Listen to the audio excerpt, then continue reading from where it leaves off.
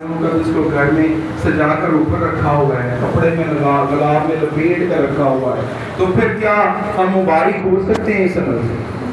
फिर हम मुबारक नहीं है, जबकि खुदा का कलाम हमसे कह रहा है कि इस किताब के पढ़ने वाला, सुनने वाला और इस पर अमल करने वाला क्या है? मुबारक।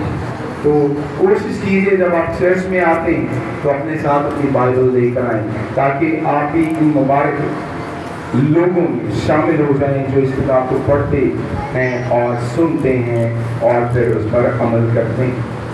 खुदावंद आप सबको बरकत दे। मेरे साथ आज का हवाला निकालिए। यूहन्ना रसूल की मार्फत लिखा गया अंजीली बयान, उसका पहला बाब और उसकी 14 आयत, सिर्फ एक आयत हम तलावत करेंगे।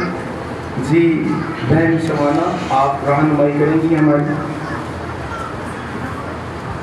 यूहन्ना रसूल का अंजीली बयान, उसका पहला बाब, उसकी 14 आयत।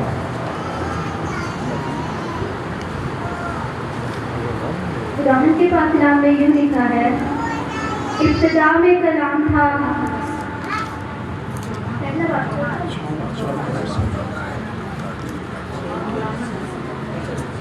और कलाम मुजस्सम हुआ और फज़्ल और सच्चाई से ममूर होकर हमारे दरमियान रहा, और हमने उसका ऐसा जलाल देखा जैसा बाप के इकलौते का जलाल। खुदावंद के कलाम के पढ़ने और सुने जाने पर उसकी बरकत हो। तशरीफ रखिए।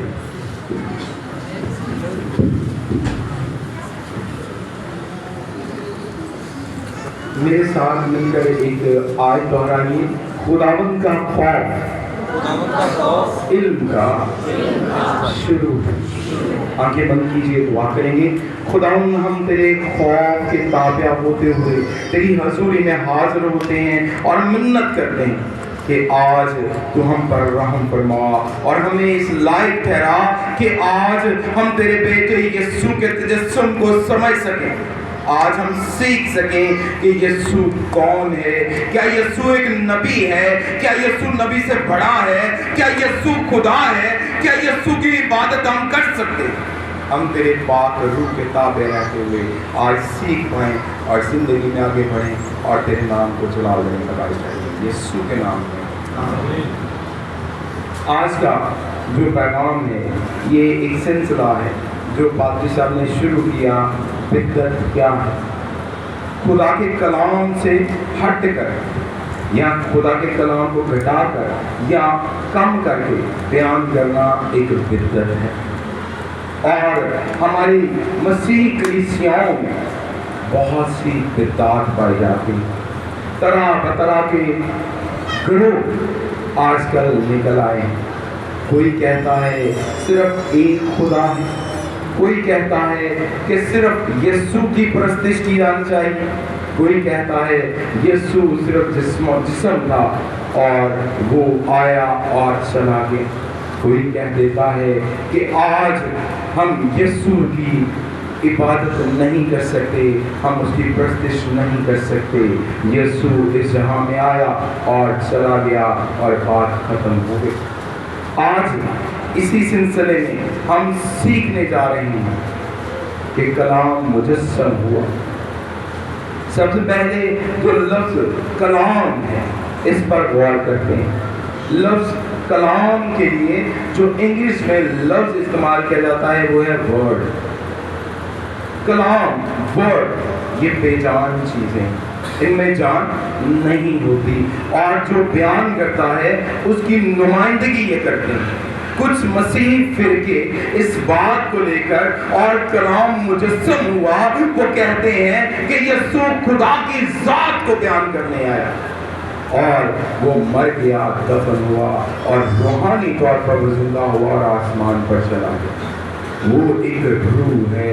वो इस बात पर बहस बहुत करते हैं और हमारी कलीसियाओं जो कम पढ़े लिखे लोग हैं वो हर एक उस शख्स को जिसके हाथ में बाइबल होती है पादरी कहना शुरू कर देते हैं।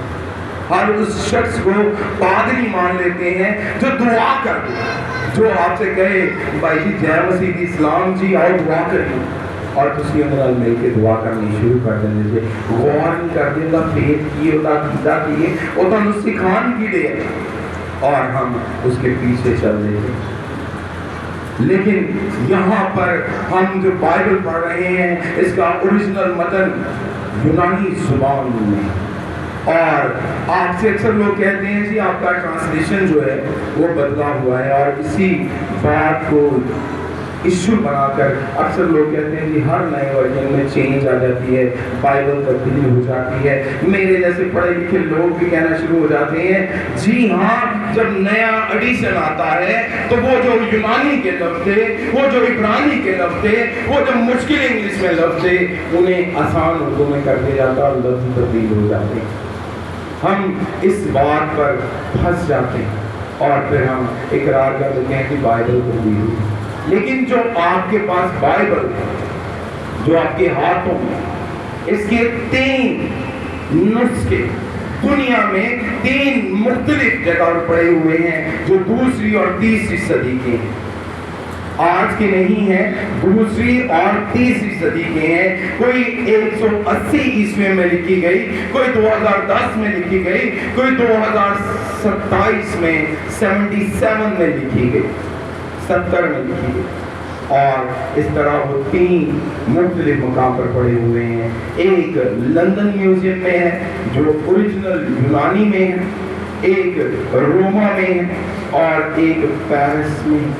اور خدا کا کلام، یسایا نبی کہتے ہیں کہ خدا کا کلام اب تک قائم رہے.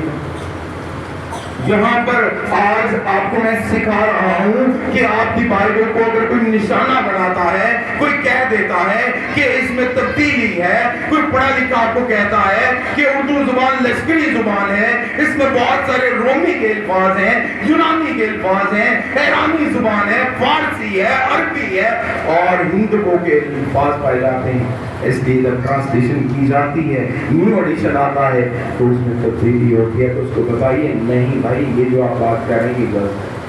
ہمارے پاس جو بائبل ہے اس کا اوریجنل گریک یونانی میں ہے، اور ہمارے پاس جو ٹرانسلیشن ہے آج اس کا اوریجنل 3 جگہ پر 3 مختلف مقاموں پر پڑا ہے. اور ان متنوں کو اگر دیکھا جائے تو سیم آتا ہے، کوئی فرق نہیں ہے. خدا کا کلام اب تک یکساں ہے. اس مدت کا جواب آپ دے سکتے ہیں. ہاللیلویہ. ہم نے جو آج سیکھنا لفظ کلام کے حوالے سے، کلام ورڈ، اور جب اسی یونانی متن میں دیکھا گیا تو اس کا جو لفظ استعمال ہوا ہے وہ ہے لوگوس. کیا استعمال ہوا ہے؟ لوگوس. جتنے بچے 9th کلاس میں ہیں، بیولوجی پڑھ رہے ہیں، جنرل سائنس پڑھ رہے ہیں، ان کو پتا ہوگا بیولوجی کی جب تعریف کی جاتی ہے تو وہاں بتایا جاتا ہے بایوس اور لوگوس 2 لفظ. لوگوس کا مطلب زندگی ہے. اب یہاں پہ جس کلام کا ذکر ہو رہا ہے وہ الفاظ نہیں بلکہ زندگی ہے. اور کلام مجسم ہوا. مجسم کے لیے جو انگلش کا لفظ ہے وہ ہے فلیش، گوشت، پوست میں آنا. اور کلام مجسم ہوا یعنی کلام جسمانی شکل لے کر اس جہاں میں آیا اور فضل اور سچائی سے مغرور ہو کر ہمارے درمیان رہا. اور ہم نے اس کا ایسا جلال دیکھا جیسے باپ کے اکلوتے کا جلال. تو کیا اب آپ یہ وضاحت کر سکتے ہیں کہ بائبل نہیں بدلی؟ یہاں پہ جو کلام ہے وہ بے جان نہیں بلکہ وہ کلام لوگوس ہے. وہ زندگی کو بیان کرتا ہے اور وہ خون و گوشت کی صورت میں جہاں پہ آیا اور ثابت ہو جاتا ہے کہ یسوع مسیح خدا ہے اور وہ زمین پر آ گیا اور ہم نے اس کا جلال دیکھا. تو یسوع مسیح کے لیے زوردار تعریف. اب ہم سیکھنے جا رہے ہیں کہ وہ کیا وجہ تھی، وہ ریزن کیا تھی، وہ کیوں مجسم ہو کر زمین پر آیا. اس کے لیے میرے ساتھ اپنی بائبل کھولیے اور حوالہ نکالیے. احبار کی کتاب میں ہے، احبار کی کتاب اس کا 17 باب اس کی 11 آیت.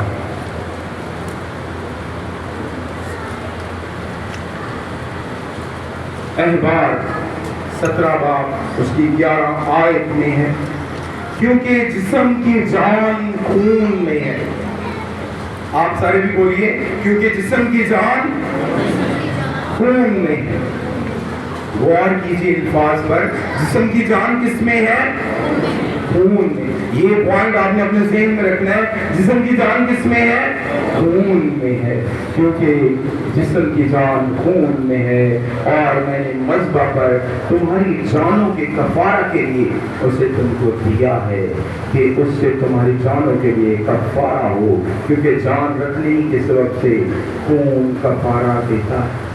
ये उन बछड़ों की कुर्बानी है, उन बकरों की कुर्बानी है, उन मेंढों की कुर्बानी के बारे में बताया गया जो बनी इस्राइल खुदा की हजूरी में अपने गुनाहों के कफ़ारे के लिए अदा करते और वो ये समझते थे कि वो ये कफ़ारा देंगे तो वो क्या हो जाएंगे? वो गुनाह से पाक हो जाएंगे, उनको गुनाह से आज़ादी मिल जाएगी। खरूज की किताब उसका 12 बाब जब हम देखते हैं तो वहां पर भी हमें मिलता है कि जब बनी इस्राइल आजादी हासिल करना चाहते हैं, जब वो 430 साल तक मिस्र की गुलामी में रहे, जब मिस्री उन पर जुल्म करते थे, जब वो रोते और कराहते हुए और कड़ाते हुए खुदा की हजूरी में झुके, तो खुदा ने उन्हें गुलामी से आजादी दी। और वहां पर हम देखते हैं खरूज 12 बाब उसकी 22 और 23 आयत में हम देखते हैं, और तुम सूफे का एक गुच्छा लेकर उस खून में जो बांस में होगा डबोना, और उस बांस के खून में से कुछ ऊपर की चौखट और दरवाजे के दोनों बाजों पर लगा देना, और तुम में से कोई सुबह तक अपने घर के दरवाजे से बाहर ना जाए। गौर कीजिए, आज़ादी किससे मिली? खून से हमें आज़ादी मिली कि तुम क्या करना, अपने घर के दरवाजे की चौखट पर ऊपर दाएं और बाएं खून का निशान बना देना, और तुम्हें क्या मिलेगी? आज़ादी मिलेगी, तुम घर से ना निकलना। और जो ऐसा नहीं करेगा उसके घर पर क्या आएगी? आप बताएगी, उसका कलौठा मार दिया जाएगा, उसका खानदान खत्म कर दिया जाएगा। और इस्राइल ने ऐसा ही किया और उन्हें क्या मिली? आज़ादी मिली।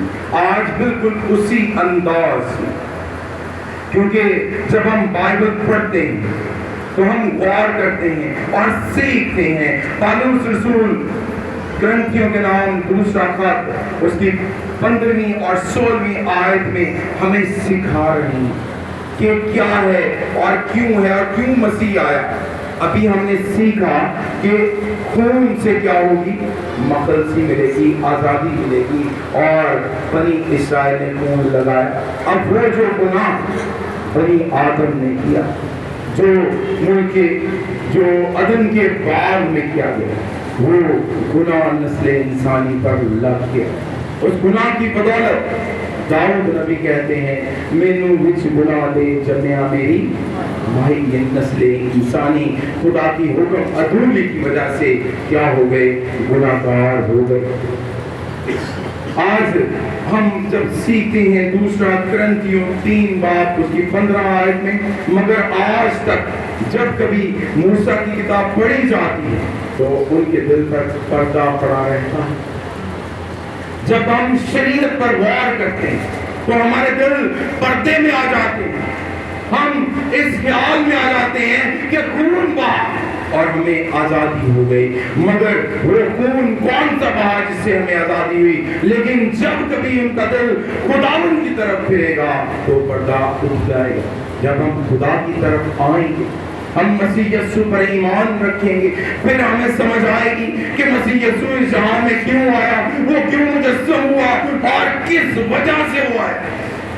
और हमें इब्रानियों के खत में रसूल सिखा रहे हैं, हमें सिखाते हैं कि इब्रानियों 9 बाब उसकी 22 और 23 आयत में हमें सिखा दिया गया, हमें कहा गया, इब्रानियों 9 बाब उसकी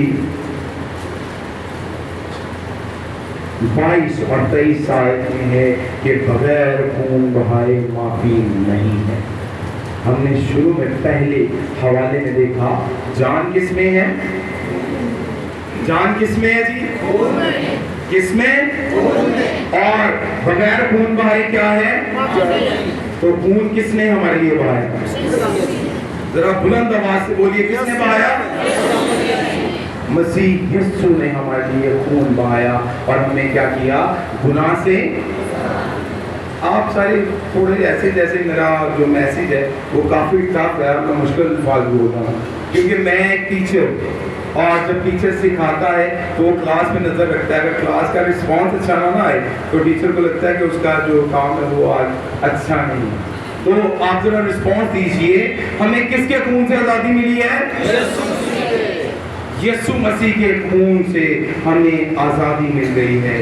آج جب ہم اس کے خون سے پاک صاف ہوئے ہیں تو رسول ہمیں سکھا رہے ہیں، لیکن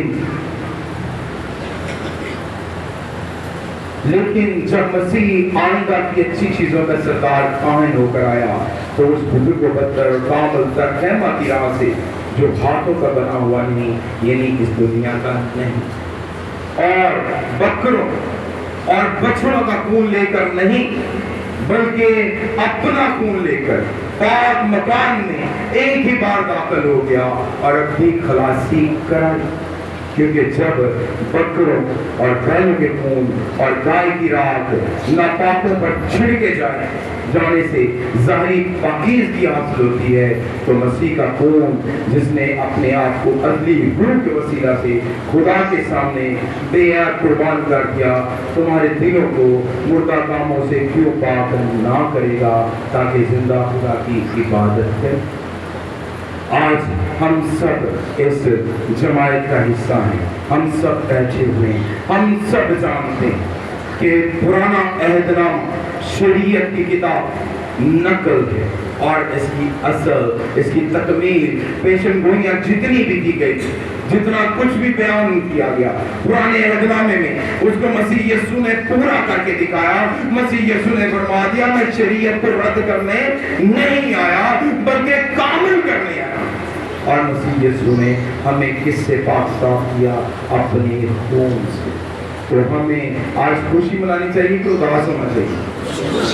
ہمیں ایسے سیڈ سی ہو کر پادری صاحب میسیج دے رہے ہیں اور سب بیٹھے رہنا چاہیے اور دیکھتے رہنا چاہیے غور سے، اور دین سے غور کرتے رہنا ہی چاہیے کتنے غلطی کر جاتے، کتنے کی بول رہے، بلکہ ہمیں کس پر نگاہ کرنی ہے؟ صلیب پر نگاہ کرنی ہے، ہمیں یسوع پر نگاہ کرنی ہے کہ اس نے اپنے خون کے وسیلہ سے ہمیں کیا کیا ہے؟ پاک کیا ہے، ہمیں آزاد کیا ہے، ہمیں ہر طرح کے دکھوں سے، ہر طرح کی آزمائشوں سے، ہر طرح کی بدیوں سے پاک کر دیا اپنے خون سے۔ پرانے عہد نامے میں ہم نے سیکھا کہ جب قربانی دی جاتی تھی تو کاہن خون کو پاک ترین مقام میں لے کر جاتا، اور جس شخص نے قربانی دی ہوتی وہ پاک صاف ہوتا، اس کا کفارے کی قربانی مانی جاتی، اس نے جو بھی قربانی دی جاتی وہ خون چھڑکا جاتا خدا ان کی حضوری میں اور وہ پاک صاف ہوتا۔ آج میں اور آپ ان بکرے اور بچڑوں کی قربانیوں سے آزاد ہو گئے ہیں، کیونکہ ہمارے لیے منجی عالم یسوع مسیح نے ایک ہی بار قربانی دی ہے۔ مگر ہم کیا کر رہے ہیں؟ کیا ہم اس کے خون کو اپنے اندر محسوس کرتے ہیں، لیتے ہیں، یا ہم یہ سوچتے رہتے ہیں کہ اسی گرجے نہیں جانا، اسی اے نہیں کرنا، آج پرونے آنے ہیں، ابھی گرجے نہیں جا سکتا، آج میں نے شادی پہ جانا ہے، صبح سے میں نے تیاری کرنی ہے، آج میں نے فلاں جگہ پہ جانا ہے، آج مہمانوں میں آنا ہے، میں تیاری کروں۔ اور اس کی تیاری آپ کیا کر رہے ہیں؟ جو آئے گا اور وہ دن چور کی مانند ہوگا، کیا آپ کو اس کی آمد کا پتہ ہے وہ کب ہوگا؟ کیونکہ یہ آخر زمانہ ہے، اور اس زمانے میں ہمیں ہر وقت ہر جگہ تیار رہنا چاہیے اور اپنے آپ کو روحانی لباس پہنے رہنا چاہیے کہ ہم ہر وقت تیار ہیں۔ جب ہم انجیل جلیل کو دیکھتے ہیں تو ہمیں نظر آتا ہے، جب یوحنا بپتسمہ دینے والا مسیح کو اپنی طرف آتے ہوئے دیکھتا ہے تو وہ کیا کہتا ہے؟ یہ ہے خدا کا، کیا کہتا ہے؟ ذرا اچھی بولو، یہ ہے خدا کا، یہ ہے خدا کا برا जहाँ के गुनाह उठाए ले जाता है। तो क्या आज हम अपने गुनाह उस बेअद बर्रे को दे रहे हैं? मसीह के तजस्सुम से 1491 साल पहले बनी इसराइल के खून से इसराइल को मुल्क के मिस्र से आज़ादी मिली। आज हमें मसीह के बेअद खून से गुनाहों से क्या मिल रही है? आज़ादी मिल रही है। तो यीशु के खून के लिए क्या होना चाहिए? यीशु के खून की प्रतिष्ठा करना, यीशु की प्रतिष्ठा करना क्या हम पर वाजिब है या नहीं?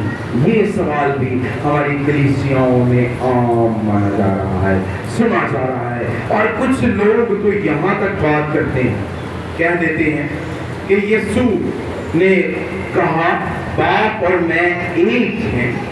यीशु ने कहा कि आने वाले जमाने की खबर बाप को है, मुझे नहीं है, इसलिए हमें बाप की प्रतिष्ठा करनी चाहिए, हमें दुआ बाप की हजूरी में करनी चाहिए। और वो वाहिद यहोवा का नारा लगाकर वो कहते हैं, पूरी बाइबल में कहीं भी लफ्ज यहोवा के अलावा खुदा को नहीं पुकारा गया।